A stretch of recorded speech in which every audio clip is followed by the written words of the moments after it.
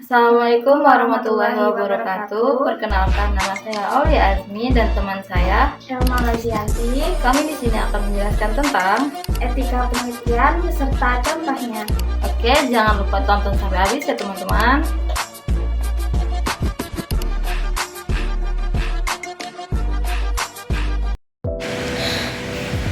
Yang pertama adalah definisi etika. Etika adalah pedoman atau aturan yang membahas tentang bagaimana manusia harus bersikap dan bertindak dengan baik dan dalam kehidupan sehari-hari. Etika membantu seseorang memahami mana perilaku yang benar dan mana yang salah berdasarkan nilai moral dan norma yang berlaku di masyarakat.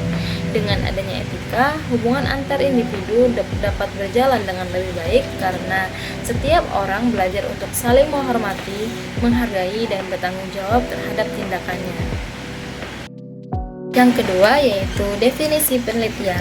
Penelitian adalah suatu proses mencari, mengumpulkan, dan menganalisis informasi untuk menemukan jawaban terhadap suatu masalah atau fenomena tertentu.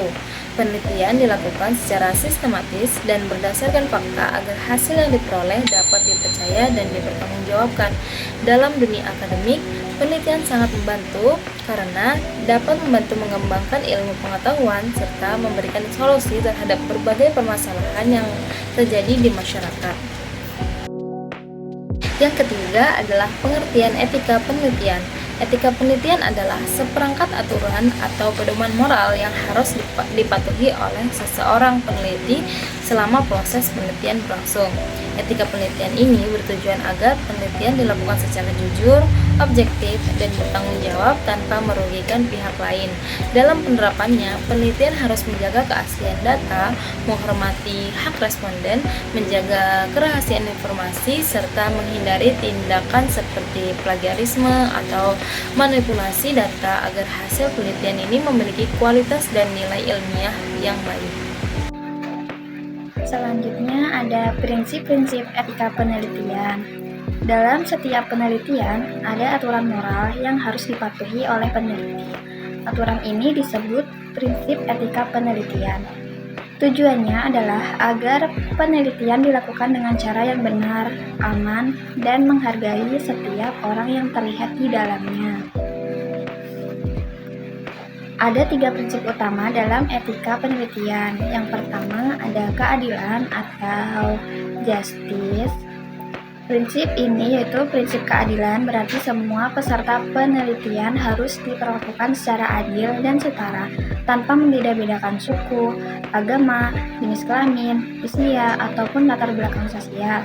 Misalnya, jika seorang peneliti melakukan penelitian tentang kesehatan, maka semua peserta harus mendapatkan perlakuan yang sama, baik dalam pelayanan, informasi, maupun kesempatan untuk ikut serta dalam penelitian.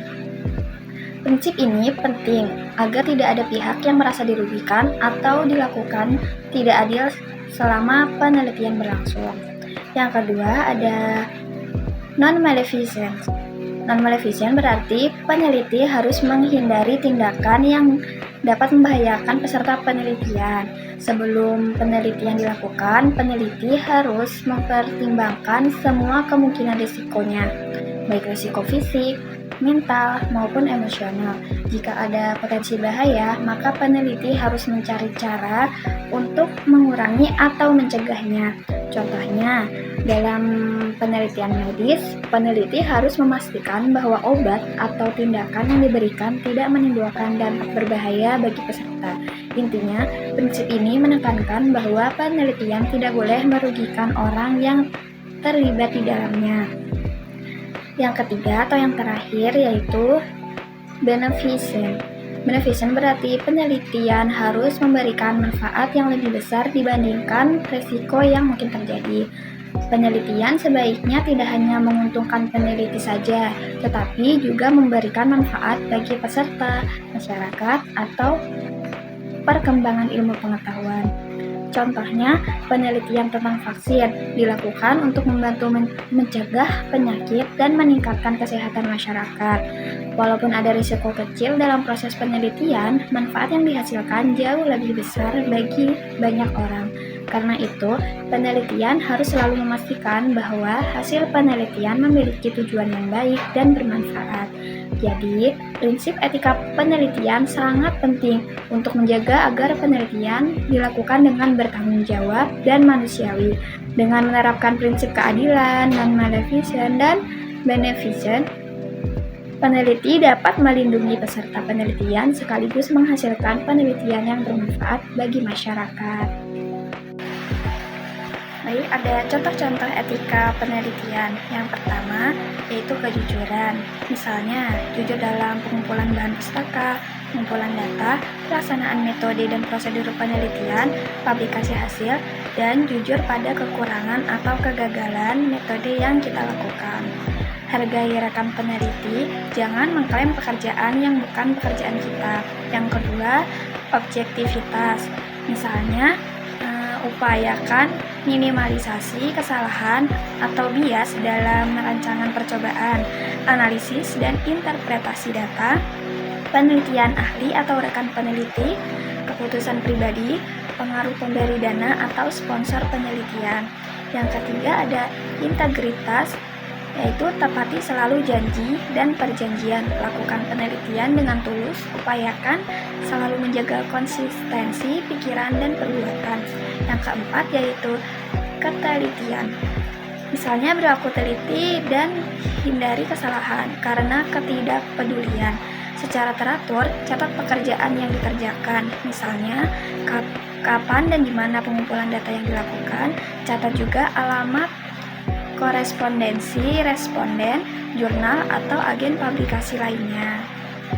Yang kelima, keterbukaan, yaitu secara terbuka, saling berbagi data, hasil, ide, alat, dan sumber daya penelitian. Kemudian terbuka terhadap kritik dan ide-ide baru yang didapatkan dari orang lain maupun di tempat lain. Yang keenam ada penghargaan terhadap hak atas kekayaan intelektual atau HAKIM, yaitu memperhatikan paten, copyright, dan bentuk hak dalam intelektual lainnya. Jangan menggunakan data, metode, atau hasil yang belum dipublikasi tanpa izin penelitiannya. Menuliskan semua narasumber yang memberikan kontribusi pada riset. Kemudian yang nomor 7 yaitu penghargaan terhadap kerahasiaan atau responden. Bila penelitian menyangkut data pribadi, kesehatan, catatan kriminal, atau data lain yang oleh responden dianggap sebagai rahasia, maka peneliti harus menjaga kerahasiaan data tersebut. Selanjutnya, ada publikasi yang terpercaya. Hindari pempublikasian penelitian yang sama berulang-ulang ke berbagai media, misalnya jurnal atau seminar. Yang terakhir ada pembinaan yang konstruktif, yaitu membantu, membimbing, memberikan arahan, dan memasukkan bagi mahasiswa atau peneliti pemula. Perkenankan mereka mengembangkan ide mereka menjadi penelitian yang berkualitas. Sekian video penjelasan tentang etika penelitian beserta contohnya dari kami. Wassalamualaikum warahmatullahi wabarakatuh.